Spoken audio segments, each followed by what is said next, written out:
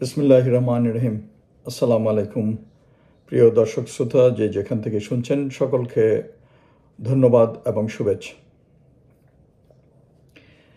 আজকাল আমাদের দেশে কিছু ইউটিউবার এবং সোশ্যাল মিডিয়াতে এবং কিছু কিছু মেইন স্ট্রিম মিডিয়ার কর্মীরাও জেনে না জেনে সেনাবাহিনী সম্পর্কে বিভিন্ন রিপোর্টিং করে থাকেন। আসলে সেনাবাহিনী একটি জাতীয় সংস্থা, একটি দেশপ্রেমিক সংস্থা, সেবামূলক সংস্থা। দেশ রক্ষার জন্য এরা সবসময় তৈরি থাকে এবং সেই জন্য ওদেরকে সমালোচনার ঊর্ধ্বে রাখার চেষ্টা করা হয় এবং অনেক কিছুই সংরক্ষিত থাকে, রিজার্ভ থাকে, রেস্ট্রিকশন থাকে। সেই জন্য পূর্বে আমরা দেখেছি যে সেনাবাহিনী সম্পর্কে ভিতরের খবর বা অনেক কিছুই অনেক হিসেব নিকেশ করেই বাইরে প্রকাশ করা হয়, কারণ এর সাথে জাতীয় নিরাপত্তার অনেক সম্পর্ক রয়েছে। নিরাপত্তাজনিত কারণে এগুলো করা হয়।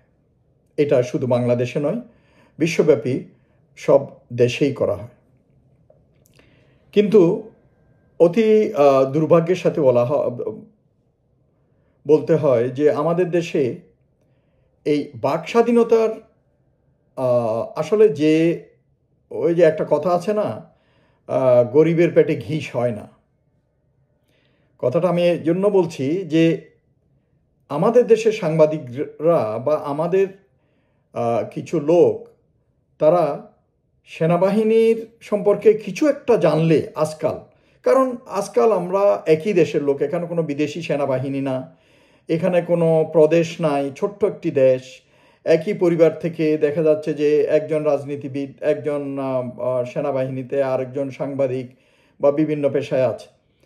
সো অনেক কিছুই আমরা হয়তো জানতে পারি, কিন্তু ওই ছিটেফোঁটা জেনে পুরো বাহিনীকে যাচাই করা বা তার সম্পর্কে প্রচারণা বা বিভিন্ন খবর বানানো, এইটা আমার মনে হয় ঠিক না, এটা ভুল। আমি এখানে দৃঢ়তার সাথে উল্লেখ করতে চাই যে বাইরে আপনারা যারা আছেন, সেনাবাহিনীর বাইরে, সশস্ত্র বাহিনীর বাইরে, আপনারা সশস্ত্র বাহিনীর ভিতরে কি হচ্ছে বা সশস্ত্র বাহিনীর সকল কর্মকাণ্ড, কর্মপদ্ধতি, আইন কানুন আপনারা জানেন না। সো আমার কথা হচ্ছে যে আপনারা যেটা জানেন না সেইটা নিয়ে ওই চটক চটক খবর করে ভিউয়ার বাড়ানো বা সাবস্ক্রাইবার বাড়ানোর জন্য আপনারা উল্টাপাল্টা খবর পরিবেশন করে আমাদের এই জাতীয় সেনাবাহিনীকে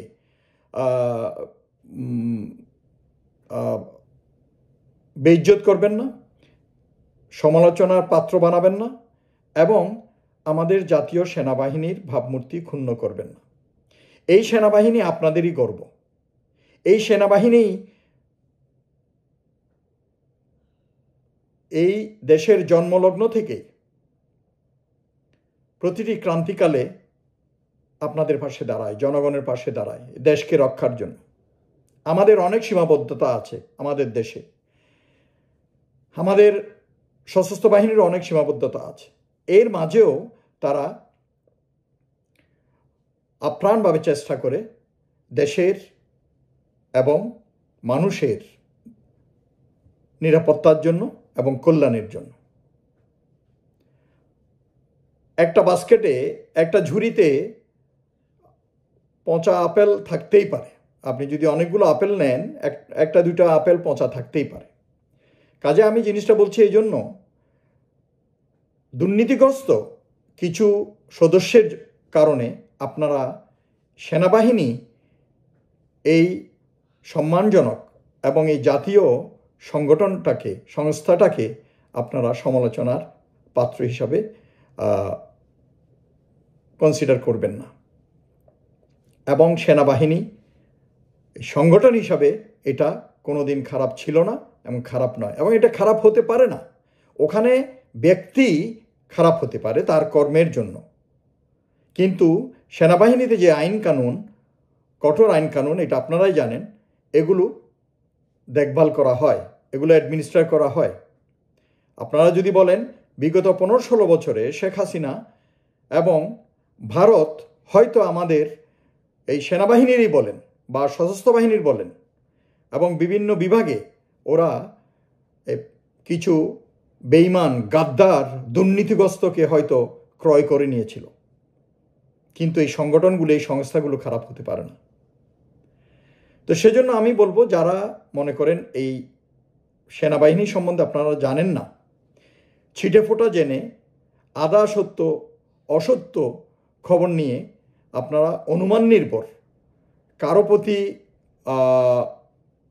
ভালোবাসা বা কারো প্রতি ঘৃণা, এইসবের উপর ভিত্তি করে আপনারা খবর পরিবেশন করবেন না, এবং সেনাবাহিনী সংক্রান্ত খবর পরিবেশন করে সেনাবাহিনীর ভাবমূর্তি ক্ষুণ্ণ করা আপনাদের পক্ষে উচিত হবে না। আপনারা এই কাজ থেকে বিরত থাকা উচিত। তারপর মনে করেন অনেকেই আছে, আমি দেখছি যে যেমন দুর্নীতিগ্রস্ত যারা আছে এই সশস্ত্র বাহিনীতেই বলেন, তাদেরকে রিহেবিলেট করার জন্য তাদের পরিচিত কিছু লোক, ইউটিউবার, তারা উঠে পড়ে লাগছে, তাদের নিয়ে ইন্টারভিউ দিচ্ছে এবং তাদের মতো সাজিয়ে বক্তব্য পেশ করছে, তথ্য উপস্থাপন করছে, যেগুলো সত্য নয়। আমি বলছি সত্য নয়। আমি একজন দেশপ্রেমিক অফিসার এবং দেশের জন্য আজকে আমি এই হাসিনার অত্যাচারে দেশের বাইরে আমাকে দিন কাটাতে হচ্ছে। আমি এখানে আমার কোনো রাজনৈতিক অভিলাষও নেই। আমি আমার নেহায়েত আমার এই প্রিয় সংস্থাটির প্রতি, বাংলাদেশ সেনাবাহিনীর প্রতি ভালোবাসার কারণে, আমার দেশের প্রতি ভালোবাসার কারণে এই কথাগুলো বলছি।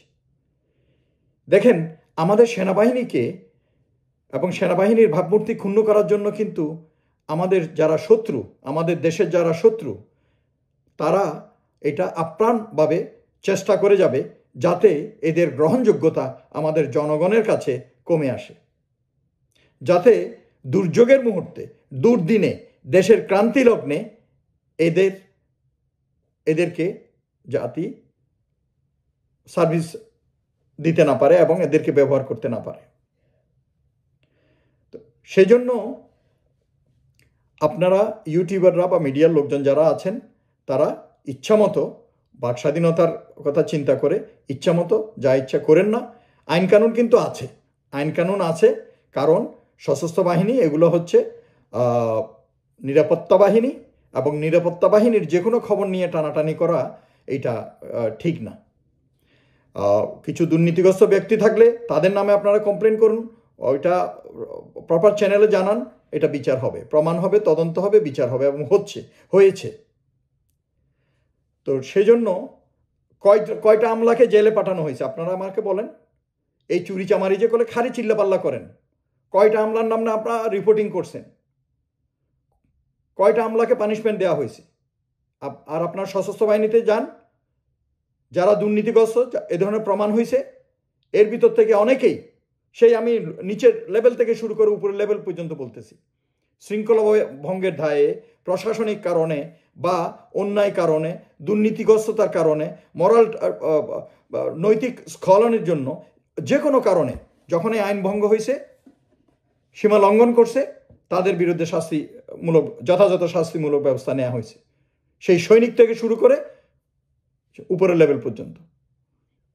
তা আপনারা একচোখা হবেন না, এবং সেনাবাহিনী নিয়ে আপনাদের আপাতত চিন্তা না করলেই হবে, কারণ সেনাবাহিনীতে যে আইন কানুন আছে, ওই আইন কানুন থেকে কেউ পালাতে পারে না।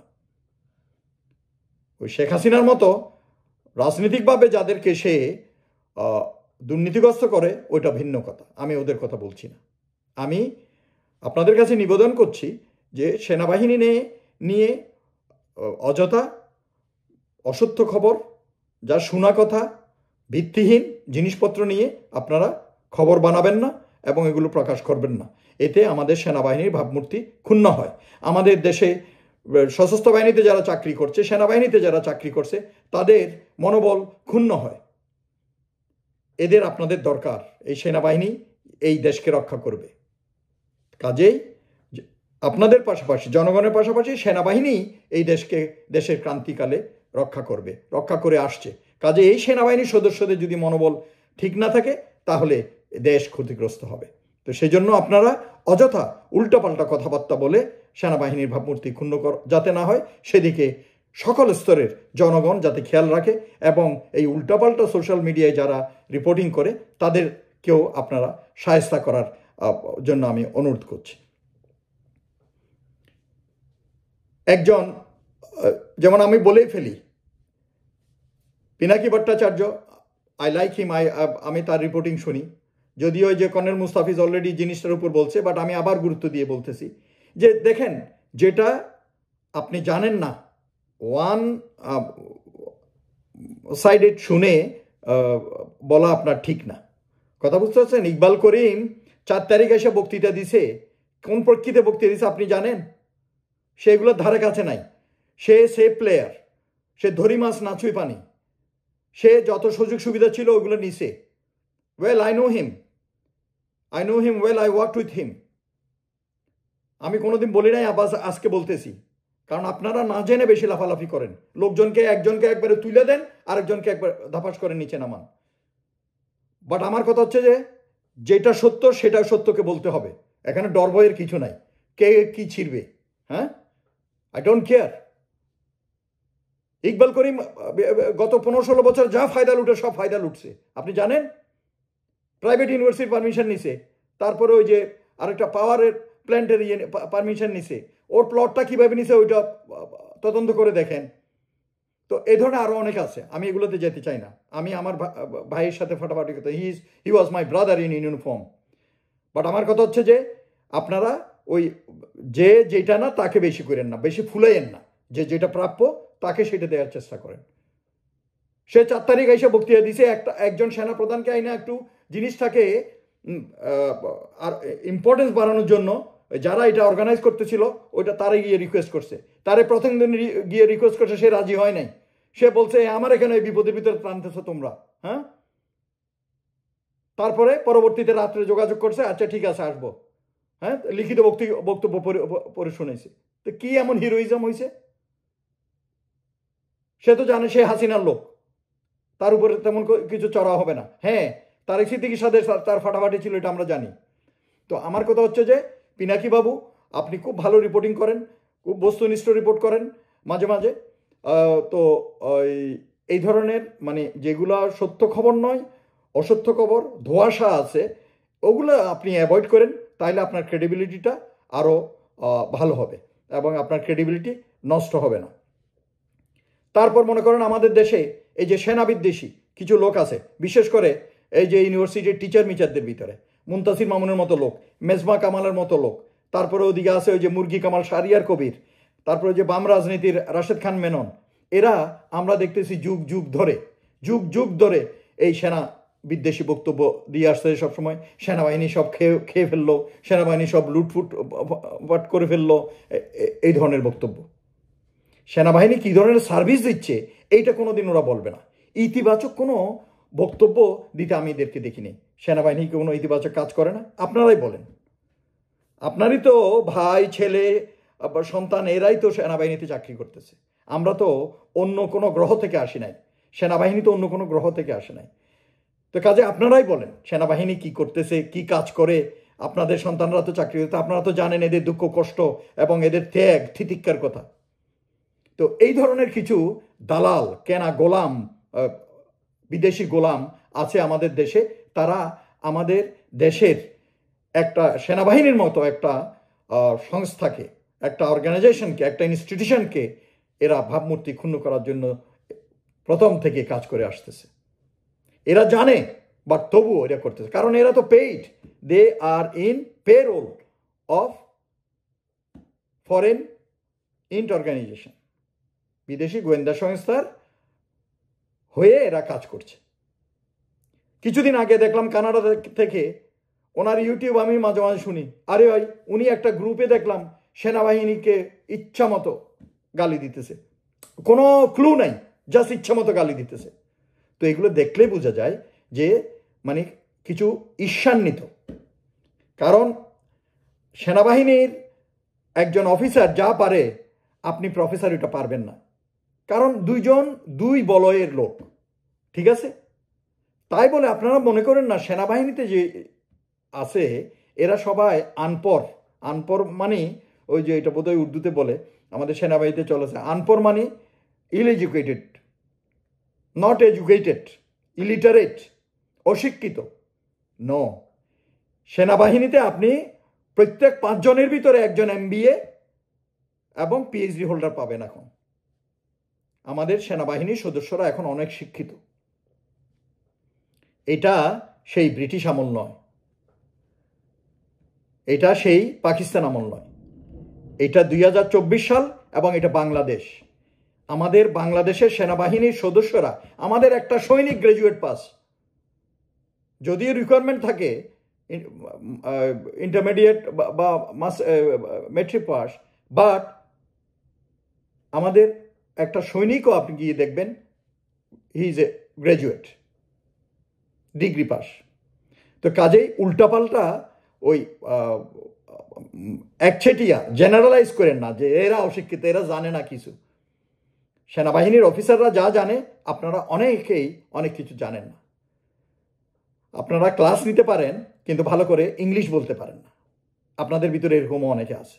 আমি জানি আমার কথাগুলো অনেকের অপছন্দ লাগবে, আমি স্ট্রেট ফরওয়ার্ড বলতেছি। কাজে কাউকে আন্ডারমাইন করেন না। যেই পরিধিতে কাজ করতেছেন আপনি আপনার ফিল্ডে এক্সপার্ট, ঠিক আছে, কিন্তু সেনাবাহিনীকে নিয়ে বেশি ঘাটাঘাটি করেন না এবং সেনাবাহিনীকে নিয়ে আলতু ফালতু সমালোচনা করেন না। যেটা জানেন না ওইটা নিয়ে খবর বানাবেন না এবং নিজেকে একটা সেনা বিদ্বেষী ব্যক্তি হিসাবে পরিচিত করবেন না, কারণ এগুলো আলটিমেটলি আপনি দেশেরই ক্ষতি করতেছেন। এইসব প্রপাগান্ডা হয়ে আপনি বিদেশি চরদের হাতিয়ার হিসাবে কাজ করতেছেন। কাজে এগুলো করবেন না, এগুলো না করাই ভালো। কারণ আমাদের রাষ্ট্রযন্ত্রের প্রত্যেকটি সংস্থাই হচ্ছে দেশের সম্পদ। আপনি সব কিছুই বলেন, পুলিশ বাহিনী বলেন, নিরাপত্তা বাহিনী, সব কয়টা বাহিনী বলেন, এবং ইভেন কি আমাদের এই যে প্রশাসনিক যে সচিবালয় বা অন্যান্য মন্ত্রণালয় আছে সবগুলোই এই রাষ্ট্রযন্ত্রের প্রত্যেকটা অংশ। একটা যন্ত্রে যেহেতু যেরকম বিভিন্ন পার্টস থাকে এইটাও কিন্তু তাই। তো সেজন্য আপনারা যে বিষয়টার প্রতি খেয়াল রাখবেন এবং সেনাবাহিনীর উপরে এইভাবে উল্টাপাল্টা করবেন। সেনাবাহিনীকে সবাই সফট টার্গেট পায়, কারণ হয়েছে কি আইন কানুনের কারণে, সেনাবাহিনীর কঠিন নিয়ম কানুনের কারণে আমরা মুখ খুলি না, আমরা বক্তব্য দেই না এবং আমরা বলে বেড়াই না। আমরা যা করার ওইটা করি, চ্যানেলের মাধ্যমে কাজ হয়। বিভিন্ন ঘটনা দুর্ঘটনার মাধ্যমে আপনারা হয়তো কিছু জানতে পারেন, কিন্তু আপনারা কিছুই জানেন না ভিতরে কি হয়। আইন কানুন এবং শৃঙ্খলা এবং সুপ্রশাসন এই সম্বন্ধে আপনারা জানেন না। আপনারা উল্টাপাল্টা জাস্ট এখন সোশ্যাল মিডিয়া হয়েছে, এই হয়েছে, ইচ্ছা মতো যা ইচ্ছা তা বলেন। এইটা না বলাই ভালো, কারণ এই সেনাবাহিনী, দেশপ্রেমিক সেনাবাহিনী আপনাদেরই সম্পদ, দেশের সম্পদ। কাজেই এইটাকে দেখে শুনে রাখা, এটার প্রতি সম্মান করা, সহযোগিতা করা আমাদের দেশের প্রত্যেকটা নাগরিকের কর্তব্য। উপদেষ্টা সাখাওয়াত সাহেব, ব্রিগেডিয়ার সাখাওয়াত একদিন একটা কথা বললেন, ওইটাকে মিস ইন্টারপ্রেট করে ওনাকে মন্ত্রণালয় চেঞ্জ করে দিলেন। আর এরপরে আমি নাম বলবো না, কত উপদেষ্টাই কত কিছু বলল, বঙ্গবন্ধু ছবি সরাইল না, শেখ মুজিবের ছবি সরাইল না, তারপরে আওয়ামী লীগকে নিষিদ্ধ করতে মানা করতেছে, চুপপুরে সরাইতে দিচ্ছে না। হ্যাঁ, এরা কিছু না। আর এদেরকে তো সরানো হয় না। ওই যে সফট টার্গেট, আর্মির লোক পাইছেন, বাস ওনারা সরাই দাও। তারপরে এই যে বিডিআর হত্যাকাণ্ডের কমিশন গঠন করা নিয়ে আইন মন্ত্রণালয় আর স্বরাষ্ট্র মন্ত্রণালয় গুতাগুতি শুরু করছে। আসিফ নজরুল বক্তব্য দিচ্ছে, আমি তো জাহাঙ্গীর সাহেবকে বলছি, উনি করে না। হ্যাঁ, আরে কেন ভাই, আপনারা দুইটা মন্ত্রণালয় দুইজন বৈশা একসাথে এটা সমন্বয় করতে পারেন না? ওই আর্মির লোক পাইলেই আপনারা ওদের দিকে বন্দুকটা তাক করেন। আর আর্মির লোকও ওরা আইন কানুন প্রতি শ্রদ্ধাশীল, সবার চেয়ে বেশি এরা আইন কানুন প্রতি শ্রদ্ধাশীল, এবং সেই জন্য আপনারা এই সুযোগ সুবিধাটা নেন। তো এইটা কিন্তু ঠিক হচ্ছে না, এটা আপনারা কেউ করবেন না।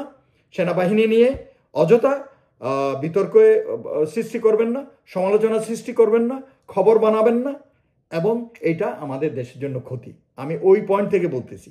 আমি সেনাবাহিনীর সদস্য ছিলাম, সেজন্য বলছি না।